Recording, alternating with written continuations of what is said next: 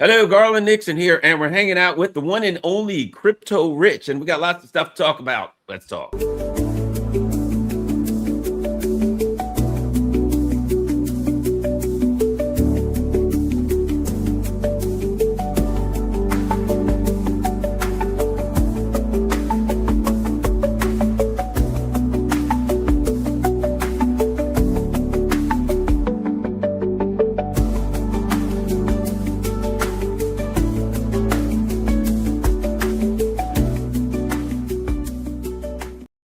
Hello, Garland Nixon here, and we're hanging out with good old Crypto Rich. For those of you who don't know who that is, Crypto Rich Politics at Crypto Rich Politics. You can find him right there. And he's a man who knows lots about crypto and Bitcoin. We're going to talk about that a little bit, but he also covers politics, geopolitics, politics in the EU, etc. Rich, great to talk to you. We've been friends for a lot of years, and finally getting you over here on the channel, and hope to have you on again soon. Garland, thank you so much for having me on. Really appreciate it. Because you were on, I think I posted a video on my channel, you and Alex Crane, a couple of days ago, and then a week or so ago, you, me, and Tom Luongo. That was a lot of fun. And of course, you will be coming back on my channel again. Yeah, there's a lot going on here. And I think with the things that are going on politically, there's a lot of people who, like us, who feel like we need to have a discussion that's above this, the labor versus Tories, Democrats versus Republicans, the CDU versus the whoever the hell, and you always end up with the same guy over, some iteration of the same guy or girl over and over again, doing the same thing. I think people have to realize, whether it's Germany, the US, or Britain, that we're getting the illusion of a multi-party system. But when no matter who comes in, you get the exact same politics. You get some controlled opposition comes in. No matter who comes in, you get the exact same politics. At some point, you have to realize that you have to do something different. You have to start thinking different. You have to start researching different. You know what I mean, Rich? Yep, absolutely. Absolutely, we do. And I think that the issue nowadays, it's not about left and right. Because when we recorded together, we did say we both conceded to being old school leftists.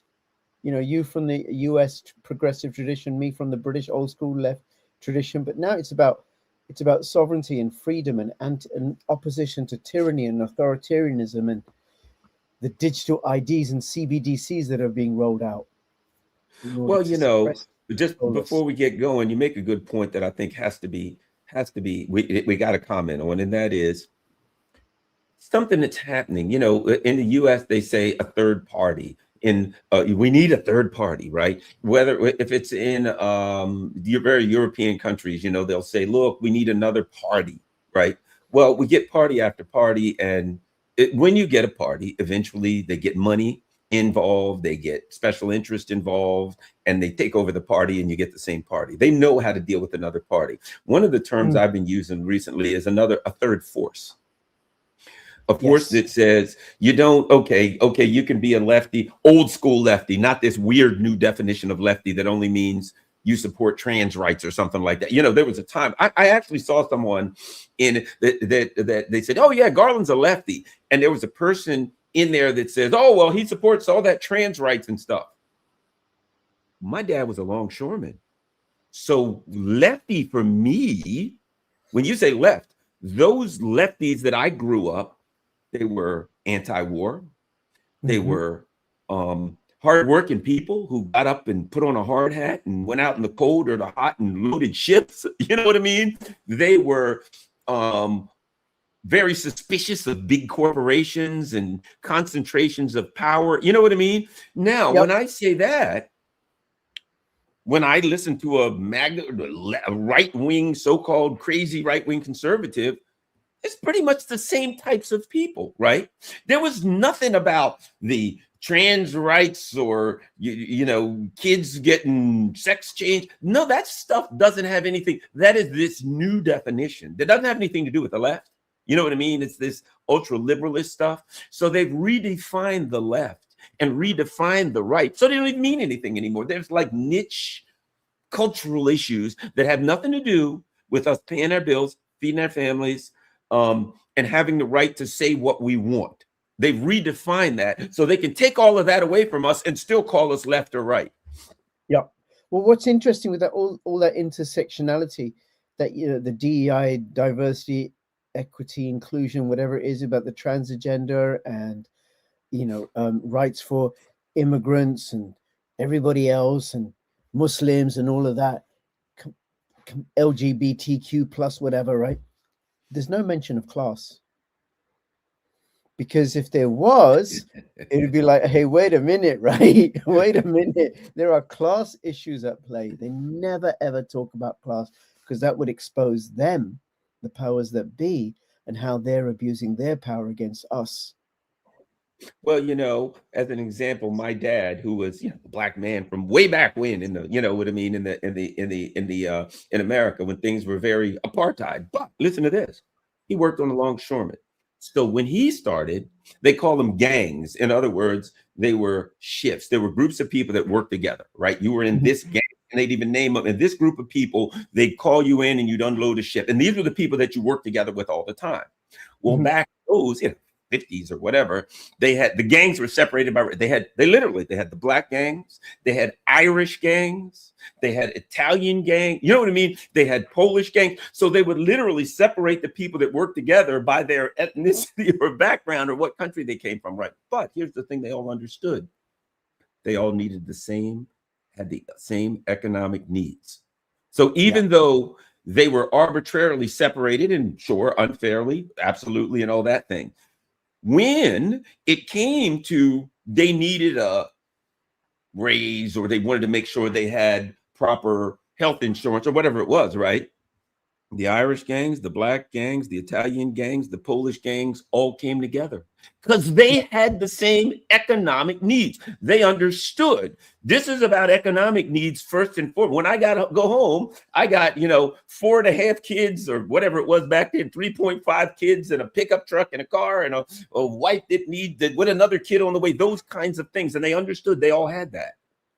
And so they were people back then, the powers that be weren't able to pull them apart and say, you should be fighting the black gangs, the Irish gangs, the Italian gangs, because ultimately they realized, and the word gangs, not in the negative pejorative sense, that's just a term they use for the groups. Groups, yes. Right. But they understood. And so I think what's going on now is the people in charge of politics are working all of these methods to try to get people to not to understand that we all have the same economic needs when it comes down to it. Yeah, which is why they have the there's no mention of class issues, because we are united by class. Or we could choose to see ourselves that way, but they don't want us. They want to divide us between, you know, TERFs and trans people, and then Muslim and Christian and Jew, and then also you know, the terrible. Now, for those watching, right, this is not my point of view, but how they want us to see the terrible racist white Christian people and these good put upon immigrants and asylum seekers and refugees and Muslims that we got to take care of, except sometimes the Muslims become terrorists and they're anti-Semitic. It's all a bloody mess. It's all a bloody mess. Well, it's gotten, and now I think one of the things that people that are waking people up is that they've taken it to the point of absurdity. You know what I mean? They've gotten to the point where, okay, if I live in America, I can say everything I want against the U.S. government. I live in the U.S. I can say, yeah, U.S. government's terrible. But if I say the same thing about the Israeli government, well, then the Americans look at it and say, look, free speech is free speech. I should be able to, you know, criticize any and everybody. But now I think that the people in power are so unstable. They're so paranoid. They know that the game is up and people aren't buying it anymore, that they can't allow us to talk about things, you know. But at any rate, we're doing it. We're going to keep doing it. And there's too many of us. That's the problem they got. Ultimately, that a lot of people are figuring out is there's too many of us. Now, let me ask you this. One of the things that I see in the EU, let's start with where you are in the UK. I think a lot of Americans don't understand. I have friends in the UK and I'm like, oh, what's it like? They're like, man, this place, this is not looking good. I mean, everyone I hear is like, you know, you go outside and there's homeless people. We didn't have homeless people. There's homeless people. There's people living in tents. There's, drug addicts. There's all the crimes of, I call them the crimes of despair. When you start getting that poverty and misery, then you start seeing more drugs and addicts, and you start seeing more petty crime, more all of these things. And I'm hearing that the UK is really looking bad for the common man. Yeah, it absolutely is. And Garland, I work as a child protection social worker, and I've gone back to working in a particular part of London that I hadn't worked for 10 years. And I noticed the difference. I noticed the difference in terms of the increase in poverty. I noticed the difference in terms of the increase in population, mostly new arrivals, in the absence of economic growth. So people coming in, I think in 2024, net migration to Britain was 900,000 people. That's a hell of a lot. Wow. And what's the population of Britain? Do you know? I actually don't know. I could look it up on Grok right now, but it's about 70 million plus. And since Tony Blair came into power and then Boris Johnson, they've accelerated immigration. Now, just to be clear for people who don't know, I am an immigrant. Came to this country back in the 70s with my brother and my sister, my mum and my dad. My dad got interviewed for a job. He had a job here worked as an accountant. And then we were able to stay after 5 years and we got British citizenship. But what's happening now isn't that. What's happening now is people are being brought over, and the population, we don't have economic growth. We have, in fact, the opposite, where the economy is shrinking and people are getting poorer and poorer. And it's a little bit like what's happened, what happens in cities like Mexico City or Karachi in Pakistan or Lagos in Nigeria, where you have a mass influx of people, or Mumbai in India, and you have more and more people fighting over the same pie. Now, in places like India, in Mumbai and Lagos, maybe the pie is getting bigger, but the amount of people coming in far exceeds the capacity of the pie to expand, by which that's expanding. In Britain, the pie is shrinking.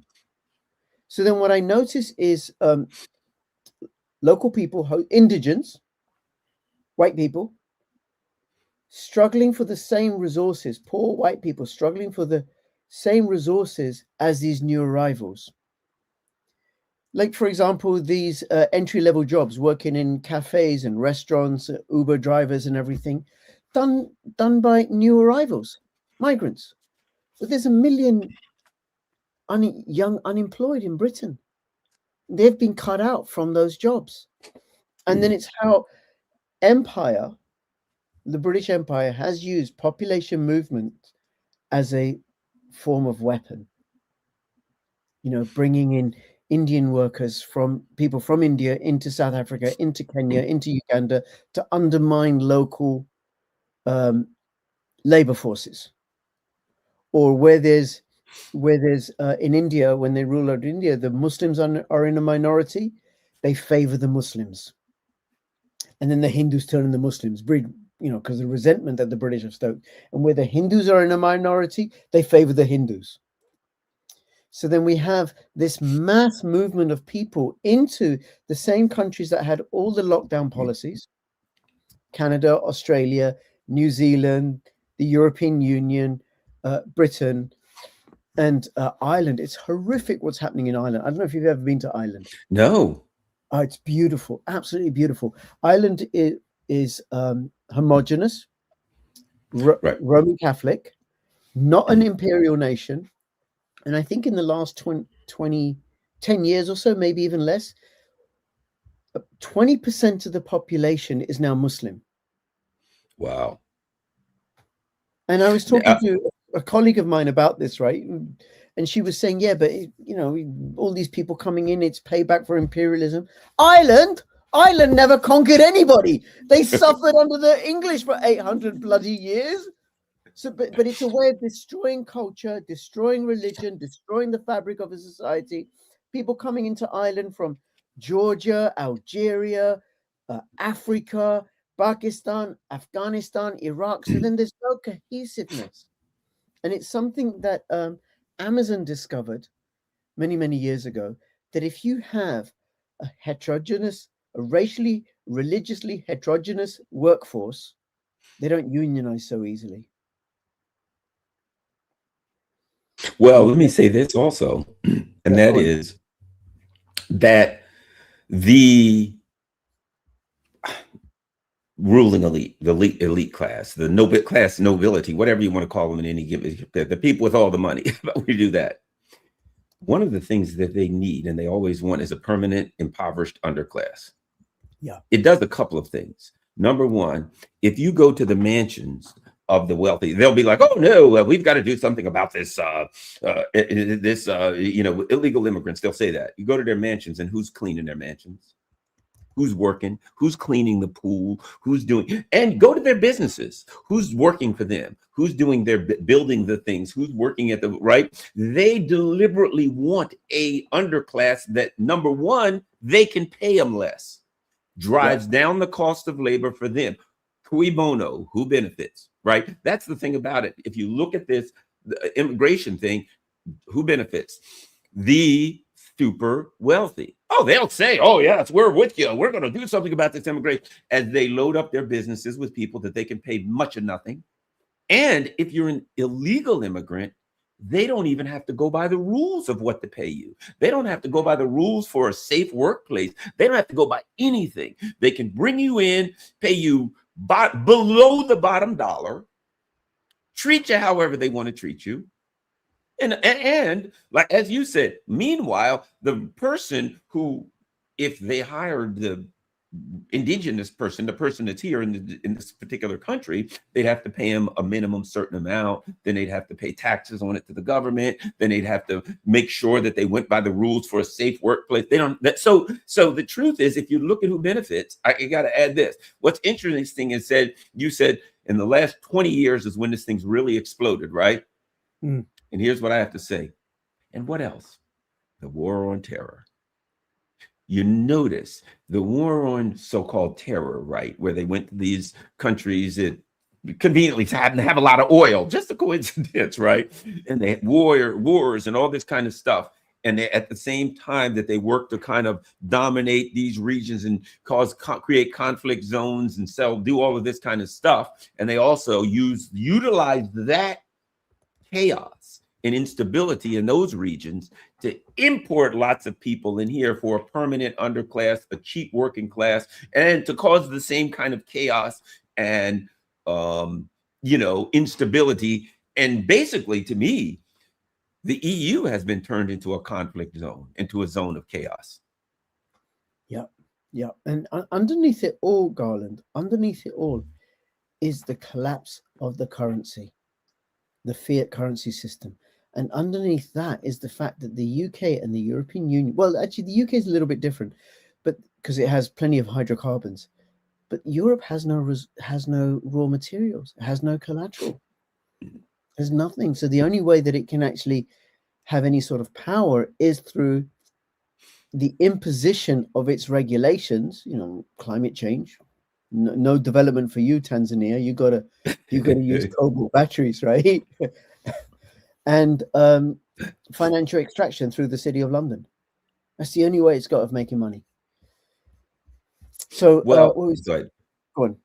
No, go ahead. Continue. I'm listening. Well, I was saying, sorry, I'm just looking at, I've actually just looked up the population. So in 1970, according to Grok, the population of the UK was 55.6 million. 1980, 56.282 million. 1990, 57.3. 2000, 59. And now 2020, 67.6 million.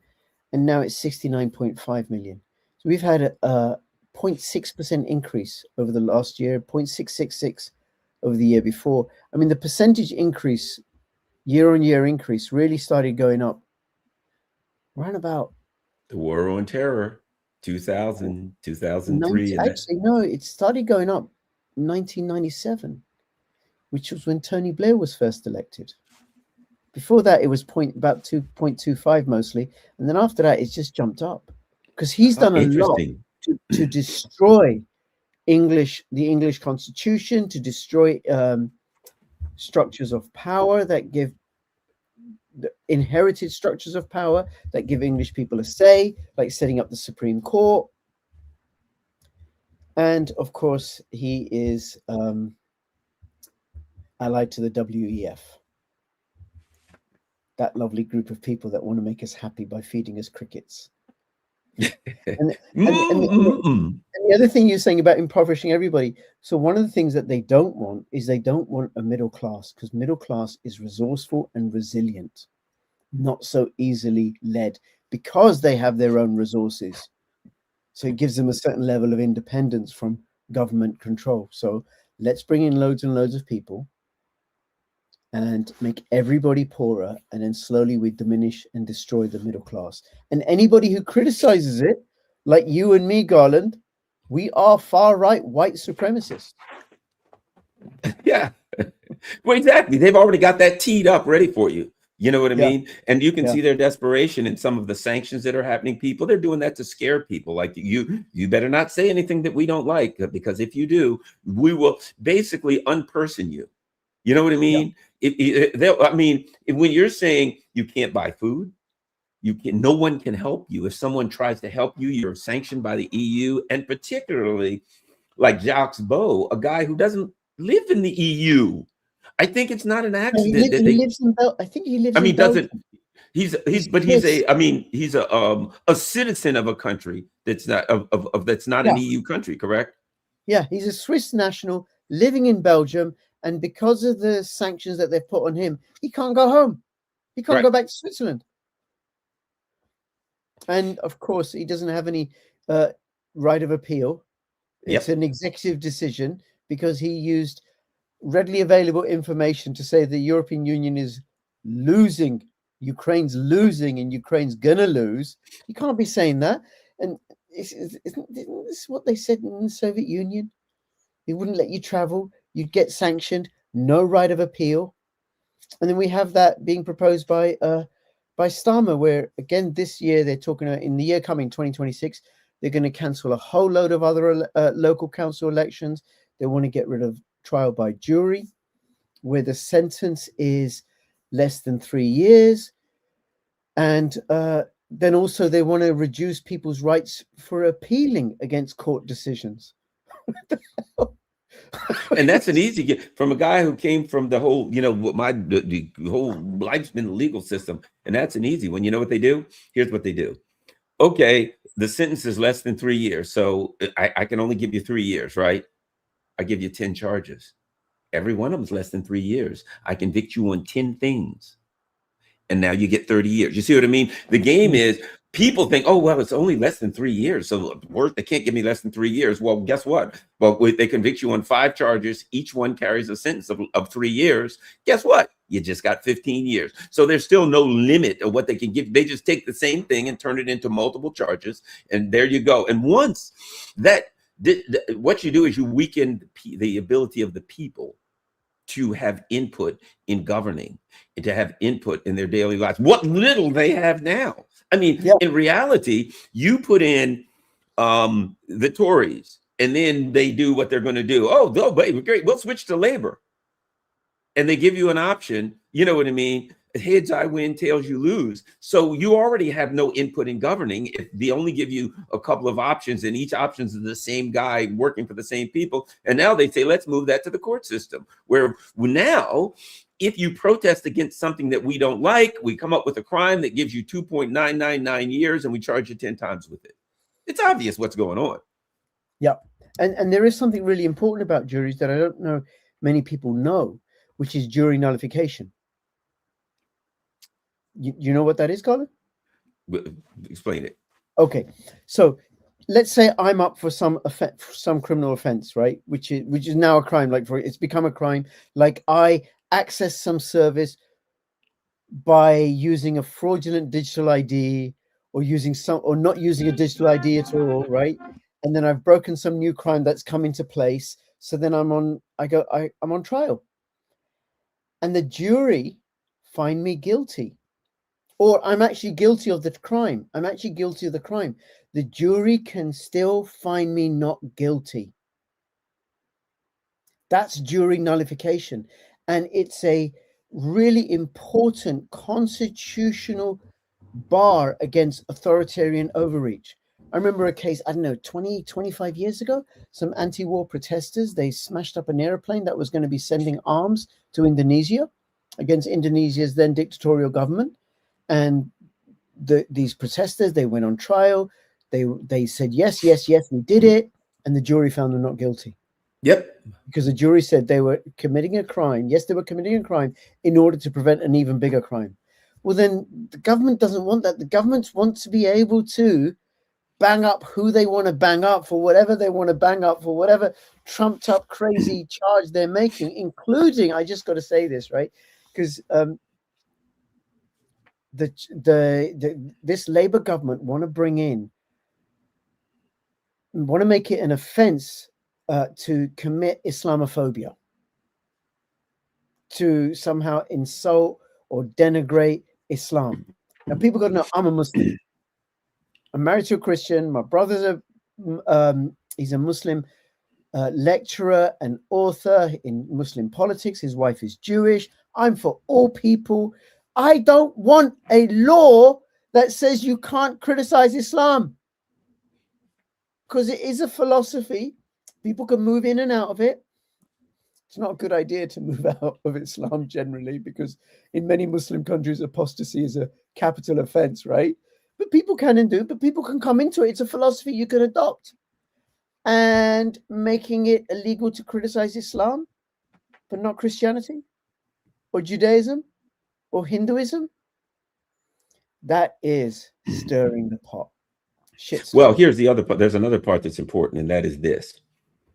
You know, ultimately, when they say you can't criticize Islam or whatever, right? That means nothing in a law. I used to be involved in writing laws and regulations in the state of Maryland, right? Mm-hmm. At the beginning, if I write a regulation and I say you can't do this in a motorboat, at the beginning of the law, I have to do a glossary, definitions of motorboats, right? So when I say you can't operate a motorboat under the age of 16 unless you've had a boating safety course, then I have to write motorboat, a vessel that is powered by machinery, blah, blah, blah, right? Okay. Mm-hmm. If I say you can't criticize whatever, for instance, the anti-Semitism thing, okay, but then I have to define anti-Semitism, doesn't I? Don't I? I have to define what is criticizing it. So now I just say it's illegal. Anti-Semitism is illegal. When you say, okay, and someone may look at it and say, well, I guess that's okay. Well, I wouldn't, but somebody say that. And then they say, now the definition of anti-Semitism is if you say you don't like Israel's policy on anything.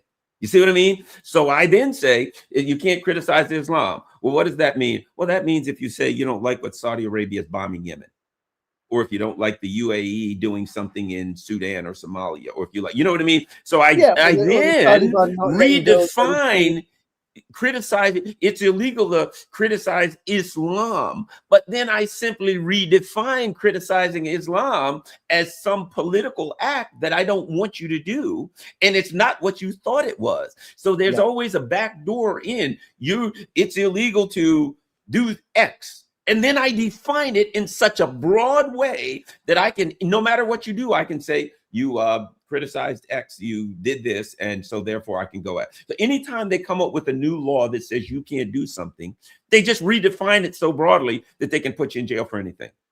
Yeah, yeah.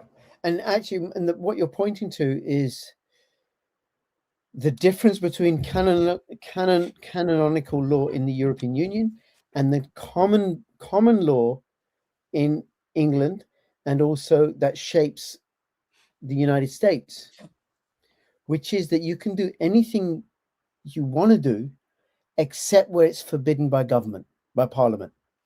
We're free except where the government says we're not. And I mean, there's all sorts of changes, like in the 1688 Bill of Rights, which says that the parliament are representatives of the people, and they can't create any legislation that's to the pejorative of the people. Now, on the parliamentary website, it used to say until fairly recently, MPs, members of parliament, are representatives of the people. It doesn't say that anymore. No longer says they're representatives of the people. So then people just don't know.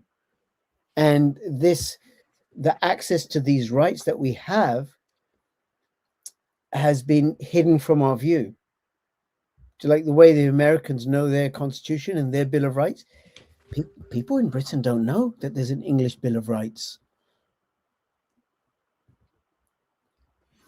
Yeah, well, there's a lot of things. One of the things I wanted to discuss with you, there's an interesting website that I'd advise people to go to, particularly those who are in Britain or who are interested in it.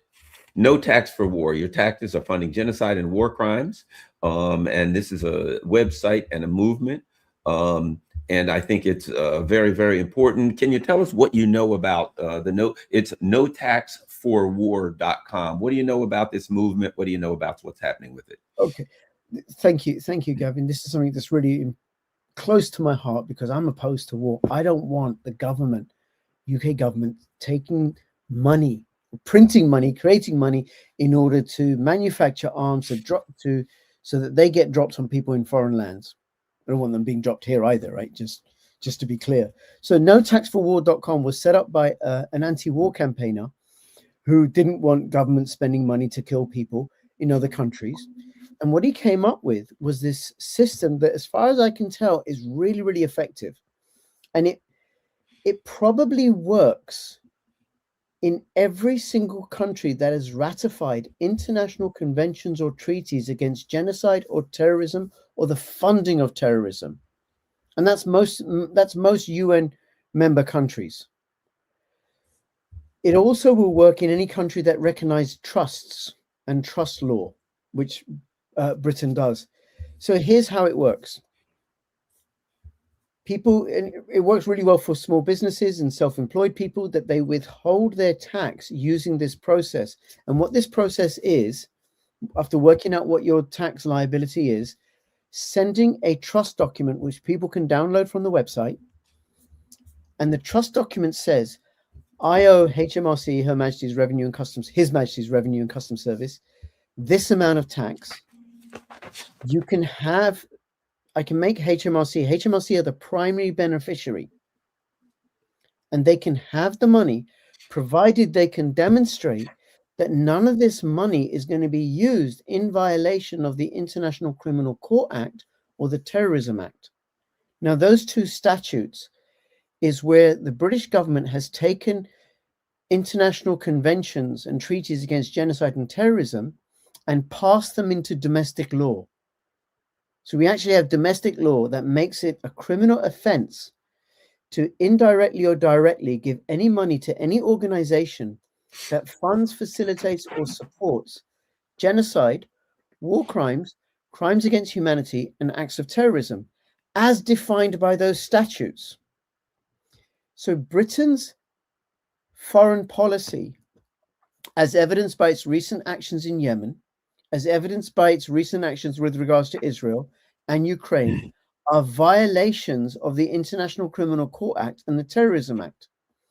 Now, here's a question for you, Garland, this is legalese from those two statutes. Do you have reasonable cause to suspect that the British government is engaged in those activities? Yes. Okay. If you give any money to any organization that's engaged in those activities and you have reasonable cause to suspect that that money is going to be used for those activities, you're committing a criminal offense. Wow. Interesting.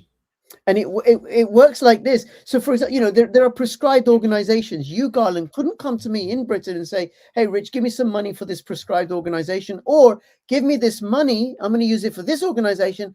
And I suspect, no, it's going to end up with some prescribed terrorist organization. Well, by asking me for that money, you're committing a criminal offense. If I suspect that money is going to go to a prescribed terrorist organization, I'm committing a criminal offense. And then if I don't report you to the police, I'm committing another criminal offense. The UK government is not exempt from the provisions of those statutes, including the military and quasi-military activities of British armed forces even when approved by Parliament. So the trust form, let's say, I don't know, somebody owes government £10,000. Here's a copy of the trust form. Here's how much I owe you. The £10,000, I'm not sending any money. I got it. I got, say, 10% or 5% of that in a bank account or in gold or an envelope or a promissory note. Don't send them any money. Send them a copy of the trust form. You can have this money provided you can prove that you're not acting in violation of these statutes. Because if you are, you're committing a criminal offense, and you're asking me to commit a criminal offense. Now, I do know of people who've used this process successfully and effectively. You know, people who are opposed to how our government is pushing for the killing of Slavs versus peace between Slavs. But I'd say to people in Britain, even if you don't really care about the war, if it's not your bag, we can still use this process for two purposes. One is to protest against all the other ways that they are destroying our society, destroying the food supply, pushing for the assisted suicide bill, assisted dying bill, which is just horrific, state-sanctioned murder. If you're opposed to what they did during lockdown through mandating medical treatments in a way that would have made Joseph Mengele proud. Yeah. If you're opposed to the digital IDs, if you're opposed to any of their other policies, or if you just want to keep more money in your pocket because this government is squeezing people from, you know, every conceivable angle, and you just need extra money in order to get by and pay your bills, you can use this process for any money that goes directly or indirectly into central or local government. Interesting. Well, once again, everyone, here's the website you want to go to, notaxforwar.com, and there's all kinds of, you got the menu over here. There's lots of stuff you can, you know, all of the how tax trust works, where do your taxes go, all of the questions and answers and all that kind of stuff. So make sure that you go to notaxforwar.com, particularly if you are in the UK, and you can figure out, you know, if it works for you. If you want to give it a shot, we certainly recommend at least looking into it, figuring it out, and it gives you another option to think about. So we are all working together to try to find ways to fight this monster. And we don't want to live off cricket a little bit of, you know, a couple ounces of cricket flour a day. You know, that's what we'll get. So we're not much on that. Let me ask you this. Garland, before you go on, right, there's a couple of things I want to say about that. You know, if somebody's watching this and they're like, oh, I'm not going to do this. I don't agree with this. This is not my cup of tea. Whatever it is, pass it on to a friend. Pass it on to your belligerent, bullshit, far-right white supremacist like me. Yeah, right? Exactly. They'll pass like the two of us. Like the two of us, right? Yeah. Or and the other thing you can do is they have Q&A calls every other Monday. I think the next one is this coming Monday, the first Monday in January, 7 p.m. UK time. You need to go to the website, go to the contact page, sign up, and then they'll send you details of the calls. And you can just listen in. You don't have to show your face or anything. You can listen into the conversation, learn more about it, spread the word. Wonderful. Now, before we go, we got a few more minutes left. Bitcoin. You're a guy that knows it. You know, I recall back when I was on the radio in DC back in, still am, but back then I had a couple other shows too. Bitcoin was at 3,400, and I was saying to people, you ought to buy Bitcoin, you ought to buy Bitcoin, you ought to buy Bitcoin. And I didn't buy it, but I did buy it at 26,000.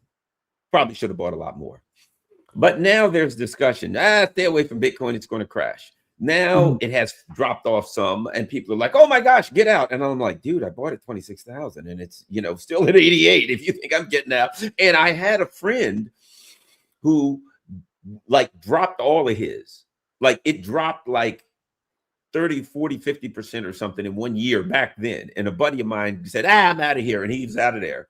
And now, you know, now he's like, oh, crap, I shouldn't have dropped it all. So my point is Bitcoin has been volatile at times.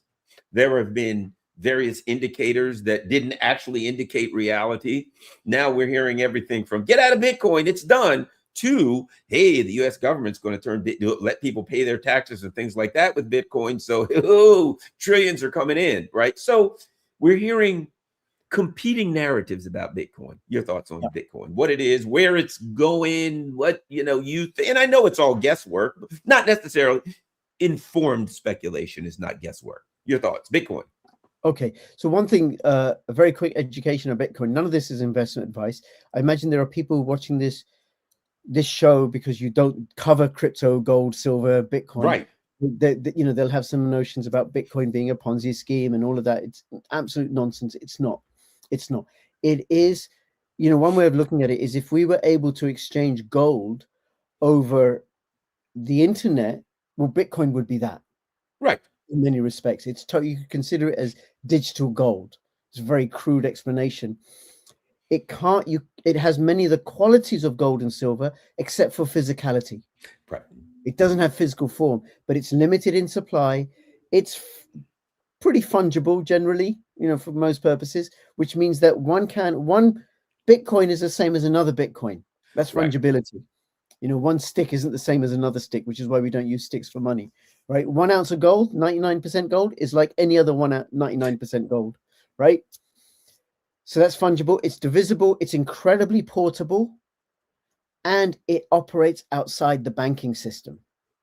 It is money for the people. And then there are, I suppose, developments of Bitcoin, which are the privacy cryptos like Pirate Chain and Monero and Zano, which are completely fungible, because you can't distinguish them, and they're completely private. And I think they're going to grow and grow and grow as the government wants to box us inside these CBDCs, inside their closed structure, where they can make sure we don't spend any money on anything other than cricket flour. So consider it as money, limited in supply. It's produced by thousands of computers all over the world. I'm simplifying this whole thing for people, right? And there is a 4-year pattern to it, which is currently every 10 minutes, 3 1/8 Bitcoin are produced every 10 minutes. And that can't be changed. No matter how many computers are mining it, it's every 10 minutes is 3 1/8 Bitcoin. Now, the amount that's produced every 10 minutes halves every 4 years. So in 2024, between 2020 and 2024, it was 6 1/4 Bitcoin every 10 minutes. And then between 2020 and 2016, it was 12.5. And before that, it was 25. And before that, it was 50. So 50, 12.5, 6 1/4, 3 1/8. And then in 2028, it'll be half of 3 1/8, whatever that is as a fraction, for every 10 minutes for another 4 years.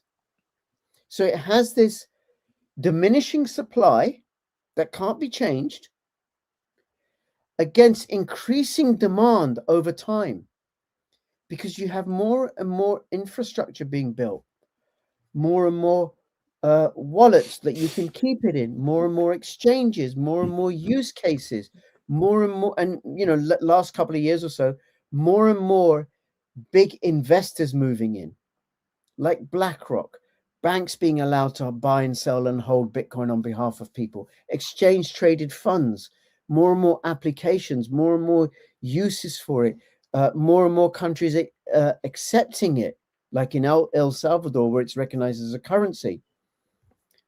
That's going to happen. Bhutan, tiny, tiny little nation that nobody knows nothing about, they've been mining Bitcoin, I think, for about 8 years or so. They've got billions of dollars worth of Bitcoin using their hydropower to power the computers that make the Bitcoin. So it has this 4-year cycle. And typically what happens with the 4-year cycle, so diminishing supply, increasing demand, well, that pushes price up over time. Like what's happened with gold. There are gold mines that are like 2 to 3 miles deep in South Africa because they've used up all the easily available gold. Now they're just going to go deeper and deeper. But people want gold. Diminishing supply, increasing demand, and the fiat currencies are being printed. Increasing supply, increasing supply. Over time, the value of Bitcoin will increase relative to the value of fiat, dollars, pounds, euros. That's inevitable because that's happened with everything. But Bitcoin is money, has the qualities of money. Now, the 4-year cycle, when there's a halving, here's the pattern that's been in place. The price starts going up slowly, steady, little bit. And then in the 18 months after the halving, when that happens, the price starts going up little bit, and it reaches a peak about 35 months after the halving. No, sorry, a year and a half after the halving, it reaches a peak. And then people profit take, big institutions profit take. It typically goes down for about 12 months, reaches an all-time low, and then it starts building again in anticipation of the next halving. So you have a 1-year drop, about 2 years, 1.5 years of it going up in anticipation of the halving. And then the halving happens, and then a year and a half, it accelerates the upward trend. So 3 years up, 1 year down. The all-time high happens 35, 36 months after the all-time low. That's been the pattern. And that's November, when we had a high of about 100, or October, around about then, it was $125,000. And so what's predictable is for the next 12 months, if this is still playing out, it's going to reach an all-time low. Now, when it reaches an all-time low, it doesn't go lower generally, not for very long anyway, below the previous all-time high. So on a chart, it would look like, let's see, 2017, it reached an all-time high of $19,500, just under $20,000. And then a year later, it was down to $3,200. Didn't stay there very long. But the all-time low, all-time high prior to the 2017 all-time high was $1,200. So it didn't touch that all-time high, $3,200. And then it went up to $69,000, the next all-time high. And then it went down to $15,500, which is lower than the previous all-time high of 19 to 20,000, but it didn't stay there long. Now it's gone up to 125,000, and the last all-time high was 69,000. So what's predictable, if the same pattern plays out, that it will go down to 69,000, maybe a little bit more, maybe a little bit lower than that, maybe a little bit higher, and that will happen in about 10, 11 months' time, if that plays out. Now, the difference, and you mentioned that Bitcoin's volatile sometimes. No, I'm sorry, Garland. Bitcoin's volatile all the time. All the time it's volatile. You know, if the stock market drops 1%, it's a big deal. Bitcoin drops 5%, 3%, 7%. Oh, it'll be up the same tomorrow, the following day or something. Right. But that's because it's such a small market. As more money comes in, as more big players come in, as countries, more and more countries start mining it, like El Salvador, like Bhutan, I think Pakistan's also looking at it, then it becomes more stable over time. So less volatile. You know, if people are going to look at, I'd invite people to investigate, to at least check it out. Go on YouTube, go on Google, learn a bit about it. And if you are going to put something in, don't put in any more than you can afford to lose, and do it for the long term. It's not a short-term play. Not in my opinion, no. Get some Bitcoin, come back in 4 years, come back in 8 years, come back in 12 years. Tell me how you did. Yeah. And you don't have to put a lot into it. Because like me, I didn't have a fortune, so I didn't put a whole lot into it. You know, I put as much as I could afford to put into it. And then I've watched it. Woo, woo, woo, woo. But when people say, well, it went down to this, I say, I go from my starting peg. I bought it at 26,000. You know, if I sell it at 26,000 in 10 years, I haven't really lost anything except appreciation, but I'm going to get more. So I'm watching it now. I didn't put a lot. It was 26,000 per Bitcoin when I bought it. Yeah, I put a couple grand in it. That's what I had, you know, at the time. That's what I could afford. And, you know, you always look back and say, oh my God, if I'd only known now, you know, of course, that's with all investments, right? But you don't know. You do what you can do. But that's like saying if I knew what the lottery number was going to be 10 years ago, I'd have bought a lottery ticket, of course. You know? With the winning ticket, right? The winning number. Exactly. Right. Yeah. Exactly. You know, but at any rate, so do you think now the US government is talking about doing things like saying you can pay your taxes with Bitcoin and having like a strategic Bitcoin reserve? When you have a superpower like that, do that. And I've always felt like this. You had a 2008 crash. I've always believed that. I believed this for years. I started saying this, like you said, 2016, 17. I said, you know what? If there's some kind of a crash of traditional currencies and traditional banks, again, capital is going to look for a safe place, and Bitcoin will look safer. At least it may not be safe, but it'll look safer. I've always felt like if there's another 2008 crash, a lot of people are going to look for anything to run to, and they'll look at Bitcoin and they'll say, well, at least we can try that. And that if there's another crash, a lot of capital will run to Bitcoin and Bitcoin will explode. Now, there's some people say the opposite. No, Bitcoin will crap out, but just as bad. But I tend to think another crash with Bitcoin would really explode beyond belief. Yeah, I think so. And I would add Bitcoin, gold, and silver. And that's what happened in Cyprus. I think when was it, in 2012? They had a banking crash in Cyprus, and the government did a bail-in taking money from people's accounts. And Bitcoin went through the roof. And there are variations. You know, there are countries like Turkey where they have a lot of high, and Zimbabwe where there's a lot of high inflation. People use Bitcoin. People use Bitcoin and other cryptocurrencies in Venezuela because the fiat currency is so weak, is so useless. So those that are going to say no, Bitcoin ain't going to fly, well, they're the ones perhaps getting their information from the mainstream media, which is bankster funded. And I think Bitcoin and gold, I think Donald Trump gets the value of sound money. Definitely likes gold. He definitely likes gold, right? And gold is money, the ultimate form of money. And I think he also gets the value of Bitcoin. And one of the things that our friend Tom Luongo says is that he points to evidence that the United States is going to have a strategic reserve. Well, it's going to have a reserve of gold and Bitcoin. They're saying it. Yeah, that would completely undermine the City of London and the financial leverage that the City of London and its proxies have been using to asset strip other nations. So I think it will have a place. It ain't going anywhere. But like any new form of technology, it takes time to adopt.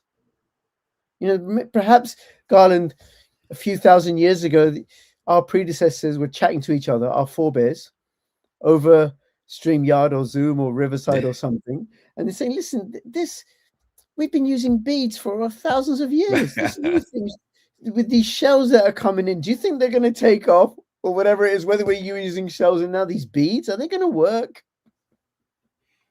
Yeah, I think you're right. We don't know, you know, and there are people in the chat saying, oh, no, it's all a fraud. It's a ripoff. Look, here's the thing. I bet they haven't examined it. Well, exactly. Here's the thing. Yeah, exactly. But here's the thing about it. And this is what we believe. You have a right to feel like that. And nobody is twisting your arm saying you got to, and it could flop. Sure. You know, everybody's predicting, you know, different things about it. Some people say it's going to go to $1 million. Some people say it's going to disappear. Oh, it is. It will. It absolutely will, Garland. A time will come when Bitcoin will be worth $1 million. And then a time will come when Bitcoin will be worth $100 million. Now, how can I say that with so much confidence? Because all the banksters have got is printing more fiat. It says more about the weakness of fiat currency. And then most people don't know how fraudulent fiat currency is, how unreliable it is, how over 3,500 fiat currencies have all gone to zero. Gold and silver have never gone to zero. And Bitcoin is the 21st century alliteration of gold and silver. It is money. It is. How about this? How about this? What's Russia and China buying? Gold and silver. Silver is going through the roof, right? They're not like, for someone to say, well, Bitcoin's no good. Well, I'm not going to say it is or isn't. but dollars ain't hitting. You know what I mean? Fiat currency. The future is not looking bright for fiat currency. You got all your money in fiat currency. There's a reason that the people that know what's going on are buying precious metals are getting out of fiat currency. So, you know, if you're going to take a roll the dice somewhere, and a lot of people are saying gold, gold, gold, gold, gold, silver, and I'm not against it. But the other part of it is this: diversify. So if you got $10,000, you know, if you got $10, if you put $3.33 in gold and $3.33 in silver and $3.33 in Bitcoin, you know what I mean? I mean, at least I would say a person can consider as a diversifying tactic that if one thing flops, you have other options. So I'm not saying it's a good idea to take every dime you got in your life savings and throw it all into Bitcoin or anything else. No. You know, I bought Solana, a little bit of that, XRP, some of these other things just to see what they do, you know, and I didn't put, some of them I put a couple $100 in, but you don't know because some of these things, $100 could turn into 100,000. So I bought a few things, odds and ends here and there. Like if it goes, it goes. Who cares? I put a couple $100 in this or that or whatever, right? In fact, I know a guy that put a couple $100 in one of these things that was selling for like a penny or something, and it ended up being worth like $5, and he had like 40 grand, right? But the point is, as a matter of diversification, if nothing else, of your investments, it's something to at least consider. And you can just say, forget it, it's trash. But what if you put a little bit in it? Yeah, just to see what happens. No more than you can afford to lose. You know, which is what we did 12 years ago. No more than we can afford to lose. I've discovered Bitcoin when it was $5.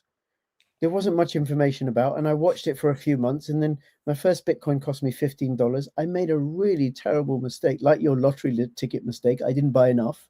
Yeah, there wasn't much information, and then I've dealt with naysayers all along, all the way. Well, meanwhile, I'm still working as a social worker because I do enjoy my job and I want cash flow. I've paid off my mortgage. It wasn't going to be possible for me as a social worker. So okay, exactly. Yeah, you think it's a fraud and it's going to go to nothing? No problem. I've paid off my mortgage.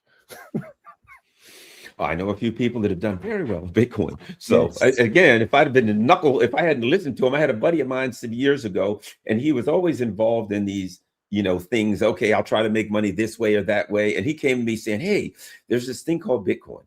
And what I'm doing is you don't have to buy a whole one. You can buy a little piece of it. And, you know, and I'm like, oh, geez, you're involved in another one of these multi-level marketing scheme crap. Nah, that never. And he, but I'm buying some in this. That guy made a friggin' fortune. And like you said, it was pennies back then. Yeah, I think it was $1 or under $1. And he's like, you don't even buy $100 worth, buy this, buy that, but just buy a little bit of just another scheme. Yep. $100. So 100 Bitcoin for $100, Garland. Oh, how different life might be.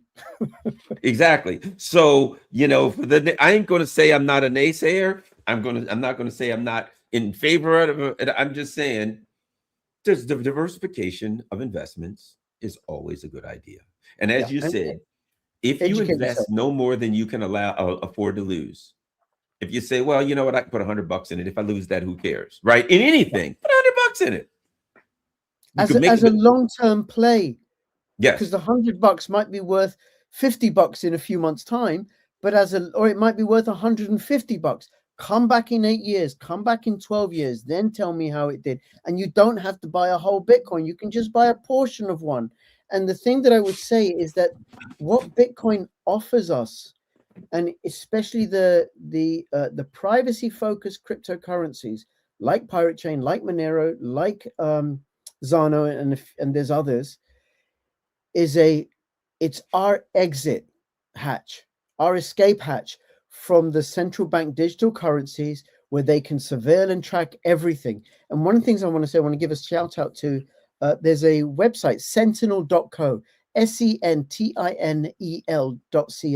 And I know a lot of people, you know, well, cryptocurrencies don't have any use case, nothing like that. Sentinel.co is a blockchain-based, decentralized virtual private network. It's a decentralized virtual private VPN, which means that the government can't capture it. They can't control it. They can't regulate it. And the European Union and Australia and Britain and Canada, they're all getting more and more authoritarian, more and more tyrannical, bringing in more and more surveillance. Well, go get a decentralized VPN, and then you can move about. They've decentralized VPNs have done very, very well in repressive regimes when the government's been clamping down, and you can't use like you can't use a VPN in, I think in Russia, in Pakistan, you have to register if you're going to use a VPN. But a decentralized VPN, we're free. And that's what blockchain offers. And that's the freedom that also that Bitcoin offers, because it allows us to escape from their digital control system. And as I said, sorry, some of the DVPN versions from Sentinel.co, they work on all the platforms, Linux and Mac and Windows, Android, iPhone, and some of the mobile phone applications are free. Oh, and you can make money as well. You can earn crypto from running a DVPN node on your laptop. So, well, and just so people know, look, this is information purposes only. I'm not telling anyone you should or shouldn't buy Bitcoin or crypto or anything else. I know Rich knows a lot about Bitcoin. I wanted to bring him on here so you could learn, and always, as anything, make a decision for yourself. You know, I know that I put it like this: I'm a free speech person and I'm a free information person. So if someone wants to say it's a bunch of crap, don't ever buy it, you know what I say? I support your right to say that. If someone says, oh, it's the best thing, you can always buy it, I support your right to say that, because I think people are smart enough to make decisions on their own. So as far as for everybody out there, do your research, make a decision. If you want to buy Bitcoin, buy it. If you don't want anybody to buy Bitcoin and you want to put up a website that says Bitcoin is evil, nobody should ever buy, I support your right to do that. You know what I mean? I truly believe in free speech. I truly believe in free expression. So everybody, make your decisions. Don't let other people make them for them. Make them based on research. I'll say this before we leave. One of the things Dr. Jim Kavanaugh, a friend of mine, talks about one of the problems we have. He calls it the crisis of epistemology. How do you know what you know? And now you have so many people that can give you a soundbite. But if you ask them any depth about the positions that they're taking, they don't have them, because they're not really their positions. They've been given a soundbite by the mainstream media. Russia's doing this, or, you know, you should stand for this or stand against this, right? And they'll say, I stand with this. And they'll have like the little circle around their little social media. I just got my COVID shot, you know, things like whatever, right? The Ukrainian flag, whatever the latest thing they're supposed to have. Here's a hint.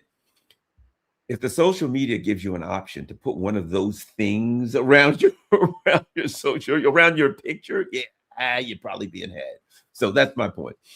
Just, you know, do your research, look for information, and make a decision based on what you feel is best for you. Crypto Rich, he's got a great YouTube channel, so go there and check out all of his good stuff. Where are you? You have a Telegram? You got anything else that people can go to?